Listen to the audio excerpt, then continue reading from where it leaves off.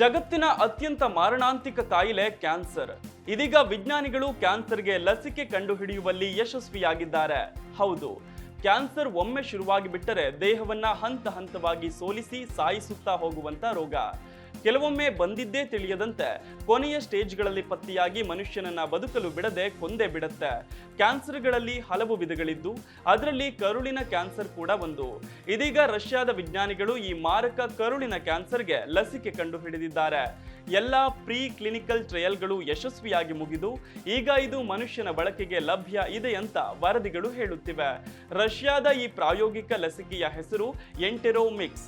ಒಂದ್ ವೇಳೆ ಈ ಲಸಿಕೆ ನಿಜವಾಗಿಯೂ ಪರಿಣಾಮಕಾರಿ ಎನಿಸಿದಲ್ಲಿ ಕ್ಯಾನ್ಸರ್ ಚಿಕಿತ್ಸೆಯಲ್ಲಿ ಗೇಮ್ ಚೇಂಜರ್ ಎನಿಸಿಕೊಳ್ಳಲಿದೆ.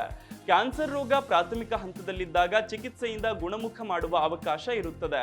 ಕೀಮೋಥೆರಪಿ ಅಥವಾ ರೇಡಿಯೇಷನ್ ವಿಧಾನಗಳಿಂದ ಕ್ಯಾನ್ಸರ್ಗೆ ಟ್ರೀಟ್ಮೆಂಟ್ ನೀಡಲಾಗುತ್ತೆ. ಆದರೆ ಇದು ದುಬಾರಿ, ಜೊತೆಗೆ ರೋಗಿಗೆ ಯಾತನೆ ಕೊಡುವ ಪ್ರಕ್ರಿಯೆ. ಕ್ಯಾನ್ಸರ್ ವಾಸಿಯಾಗತ್ತಿ ಅಂತ ಖಾತ್ರಿಯಾಗಿ ಹೇಳೋದು ಕಷ್ಟವೇ. ಆದರೆ ಲಸಿಕೆಯಿಂದ ಬಹುದೊಡ್ಡ ಪ್ರಯೋಜನವಾಗಲಿದೆ. ರಷ್ಯಾದ ವಿಜ್ಞಾನಿಗಳು ಕಂಡುಹಿಡಿದಿರುವ ಎಂಟೆರೋಮಿಕ್ಸ್ ಲಸಿಕೆಯು ಬೇರೆ ರೀತಿ ಕೆಲಸ ಮಾಡುತ್ತದೆ.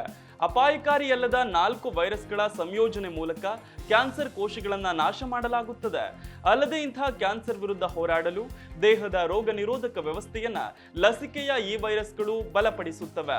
ಕಳೆದ ಹಲವು ವರ್ಷಗಳಿಂದ ರಷ್ಯಾದ ವಿಜ್ಞಾನಿಗಳು ನಿರಂತರವಾಗಿ ಪರಿಶ್ರಮ ಹಾಕಿ ಲಸಿಕೆ ಅಭಿವೃದ್ಧಿಪಡಿಸಿದ್ದಾರೆ. ಇದರ ಪ್ರೀ ಕ್ಲಿನಿಕಲ್ ಟ್ರಯಲ್ಗಳೆಲ್ಲವೂ ಕೂಡ ಯಶಸ್ವಿಯಾಗಿ ಮುಗಿದಿವೆ. ಮನುಷ್ಯನ ಮೇಲಿನ ಪ್ರಯೋಗ ಈಗ ಆರಂಭಿಕ ಹಂತದಲ್ಲಿದೆ. ಮನುಷ್ಯರ ಮೇಲೆ ಇದು 100ಕ್ಕೆ 100 ಪರಿಣಾಮಕಾರಿ ಅಂತ ಸಾಬೀತಾದಲ್ಲಿ ಕ್ಯಾನ್ಸರ್ ವಿರುದ್ಧ ಮನುಷ್ಯನ ಹೋರಾಟಕ್ಕೆ ಹಾಗೂ ವೈದ್ಯಕೀಯ ಜಗತ್ತಿಗೆ ಬಹುದೊಡ್ಡ ಕೊಡುಗೆಯಾಗಲಿದೆ.